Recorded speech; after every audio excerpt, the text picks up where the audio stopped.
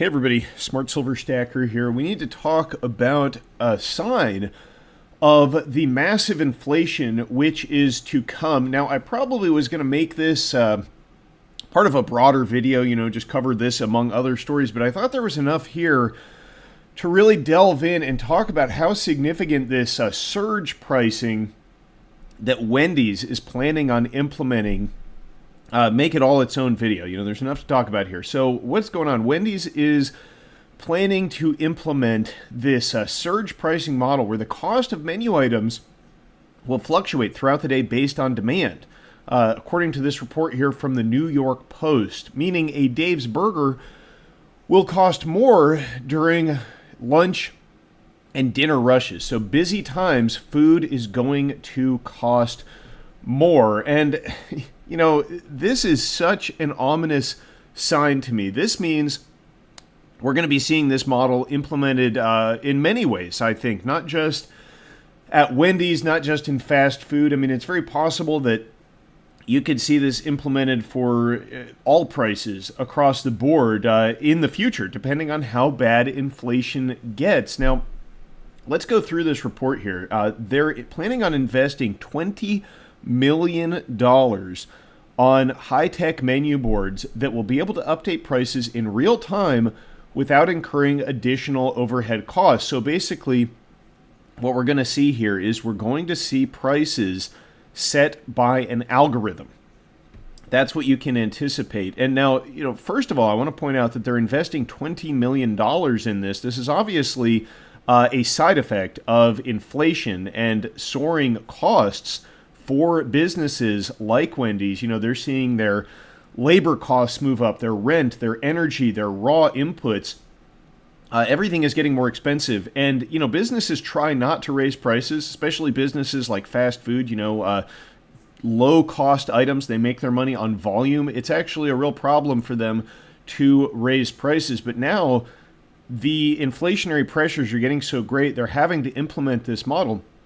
The fact that they're investing $20 million in these boards also indicates that they don't think the inflation problem is going away anytime soon. Neither do I, and neither should you. I mean, when you look at the real causes of inflation, none of them are being addressed. Now, another thing here in this report, they mentioned that they already have location-dependent pricing. We talked about this in a live stream a while ago about how in McDonald's, another fast food place, they were charging $18 for a Big Mac meal. I think that was at a location in Connecticut. According to this report, a Dave Single in Newark, New Jersey is $5.99. In Times Square, you're going to pay $8.19.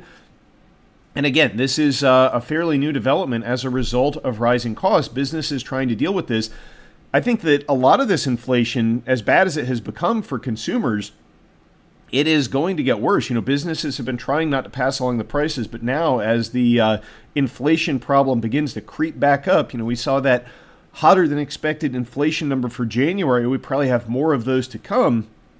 They are forced to pass this along, and this is how they are doing it with this surge pricing model. So yeah, you can absolutely expect prices to be surging. I do see some folks in the chat there. Hello, welcome.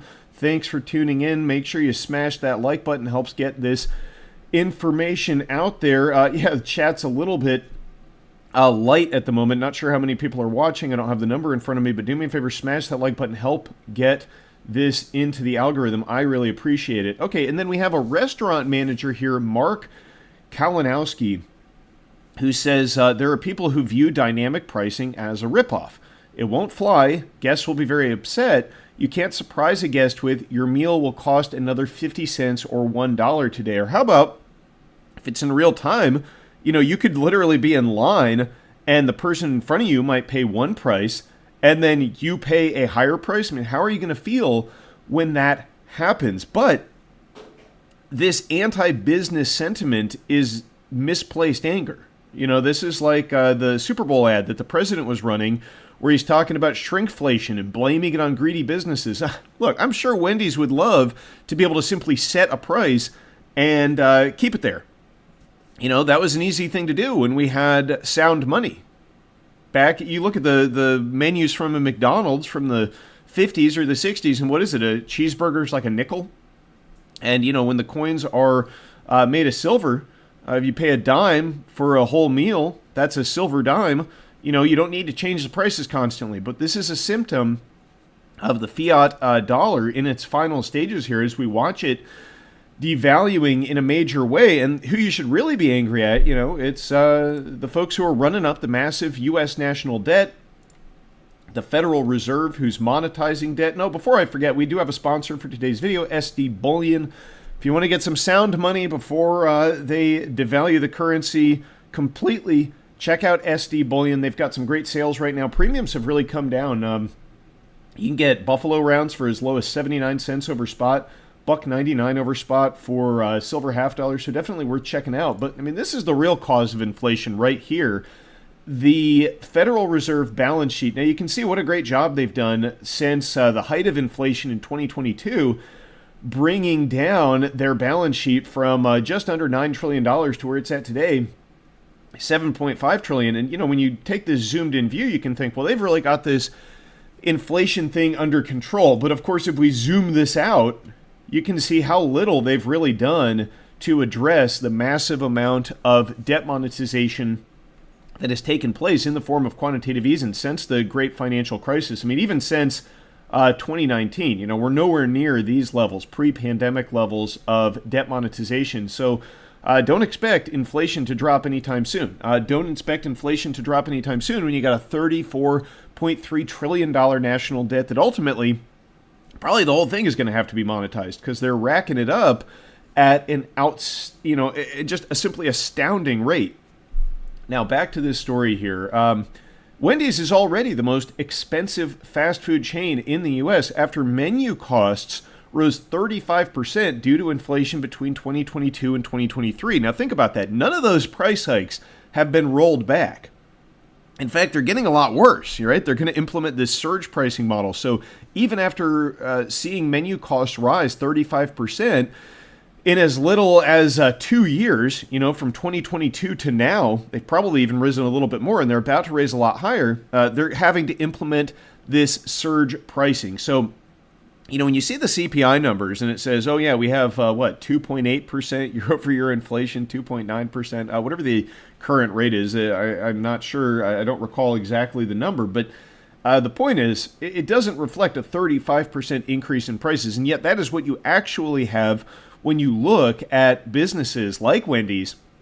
And, this is just one way that the official inflation numbers are complete BS. They're totally cooked numbers. I think that was all I really had in this article that I had highlighted. But again, expect more of this. And this is like the sort of thing that harkens to a hyperinflation, if you ask me. Having to have real-time price increases, that's not something that happens when you have sound money or even a rational economy.